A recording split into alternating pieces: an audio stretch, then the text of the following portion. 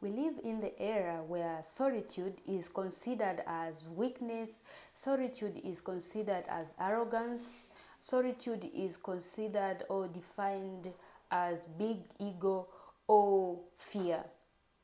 But we have to know that from the time you were born in this world, God had put a mission in you. Everybody who is living today was born with a mission or a purpose that they have to fulfill in this world.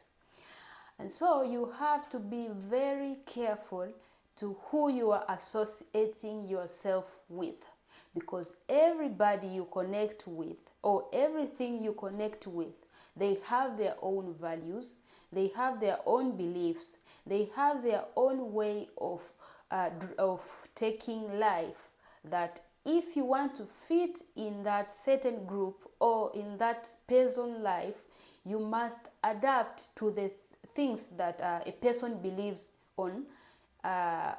You must adapt to the person's behavior. You must adapt to the person's hobby. Only then you can go in a same direction. So you have to be very carefully, who are you associating with yourself with? Where are you attaching yourself? Because sometimes people be like, instead of being lonely, I better just go out and hang out with just anybody in order to kill the boredom, in order to kill the fear, in order to kill the judgment of people that they are saying I'm weak, stupid, or whatever they are saying about you. So this makes or pushes a person to connect just with anybody in order to get rid of what they are feeling now, without realizing, but by the time you connect with a person, you are connected to their spirit, you are connected to their belief, you are connected to the way they take their life, you are connected to their destiny. It means if their destiny or if their purpose is different to yours, it will bring you confusion. It will kill your time, because you will have to balance the time of going to attend their destiny and to come to attend your destiny. At the end of the day, you will not succeed, because one person might become powerful than the other. So the destiny fulfilled will be the other person's destiny or the other person's purpose. So instead of just connecting for the sake of happiness or to get rid of the bad feelings you have, it's better you stay in solitude, or it's better you stay alone until when you meet the group of people, or you meet the kind of people that serve the same purpose as you. Because it will be easy to interact with the people who serve the same purpose as you, because you will all be looking towards the same goal. You will all be behaving according to the goal that you're going to fulfill. Many people fear about the future. They have fear of unknown. We call it the fear of the next, to the point that they can connect with anything available in order to guarantee what they are fearing about in the future. For example, I'm in a situation where I need to get some information from other people, and so these people are bothering me, but I cannot get rid of them because I'm scared. If I get rid of them, where am I going to get information in the future if I will need?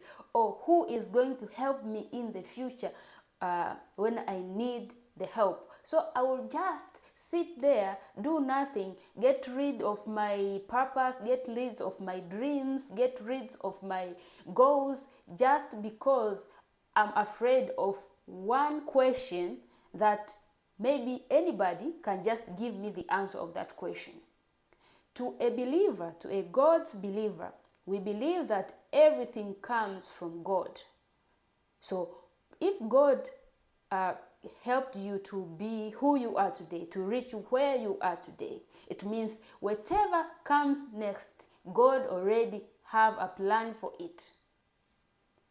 And so don't force yourself to fit in with just anyone, just anybody, just any group because you are scared of the future. To me, I define this as I'm allergic with a cat, but because I'm scared, maybe in the next 2 years I may have rats in my house. So I will bear the burden of staying with a cat in my house and all the allergies it brings only because maybe in the future I'll have rats in my house. It doesn't make sense, right? It really doesn't make sense. So this is the definition of you fitting in the group that doesn't serve the same purpose as you, don't have the same goal as you, just for the sake of the future, just for the sake of what if something happens that I cannot solve on my own and I will need somebody's advice.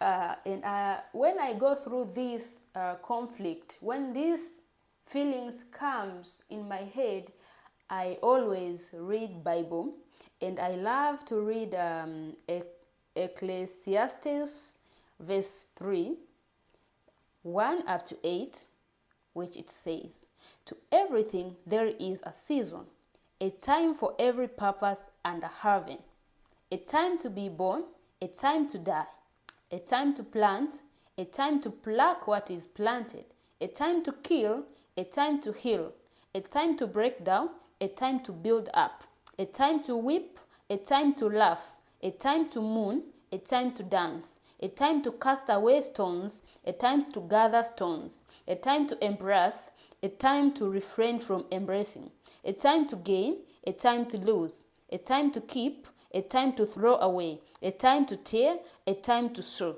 a time to keep silence, and a time to speak, a time to love, a time to hate, a time of war, and a time of peace." It means all these times are happening in all human beings at the different times. As long as you're a human, you must go through all these seasons. They will come to your life. When you are in solitude, it helps you to sit down and assess your mind, assess your situation, and assess your mind. Maybe solitude is difficult for other people. Solitude is like being alone. When you sit alone, it helps you to find your purpose and to see how long have I gone to fulfill this purpose. Am I connecting with the right people for my purpose? Am I in a right group for my purpose? What time am I in my purpose, and where should I have been if I didn't do this and this and this? So solitude time is very important to everyone. Whether you are extrovert, whether you are introvert, but solitude time is very important and crucial to every human being who knows that they have purpose and they must serve that purpose before they depart from this world. Without solitude, you can't see where you are doing right and where you're doing wrong. You can't evaluate your goal and how far you have gone with your goal. You can't evaluate what kind of people are right to accompany you and what kind of people are not right for your journey. And as soon as you realize that you are in the wrong company, you are allowed to leave, because nobody is responsible for your life in this world. It is only God. God is the only person who takes care of your life. So you have to be connected to God to the point that you are able to disconnect when it comes to serving God's purpose. Regardless how people define you from the isolation, regardless how many things you feel like you are missing from not connecting, as long as you can be peaceful and happy in solitude, that is a very good and first step of self-awareness. And self-awareness will bring you to purpose discovery, will bring you to goal arrangement, will bring you to goal implementation, and at the end you will reach your destiny. My very serious message to you today, my sister, my brother, my young sister, my young brother, my mother, my father, my sister, don't just connect with any soul because you are afraid of the future. God is the only thing which is responsible for your future. Connecting with just everybody will delay you to reach your destination, because every person have their own ego, have their own needs, have their own definition of life, have their own definition of success, have their own definition of happiness. The moment you connect, you have to align with their definition. But remember, you also have your own definitions. So you'll be saving 7 definitions at the same time, which is too much for a person who have a purpose to run to. Unless you don't have purpose, you can connect with anyone you want. And at some point, there is no need for you to explain too much. Why are you isolating yourself? Why are you backing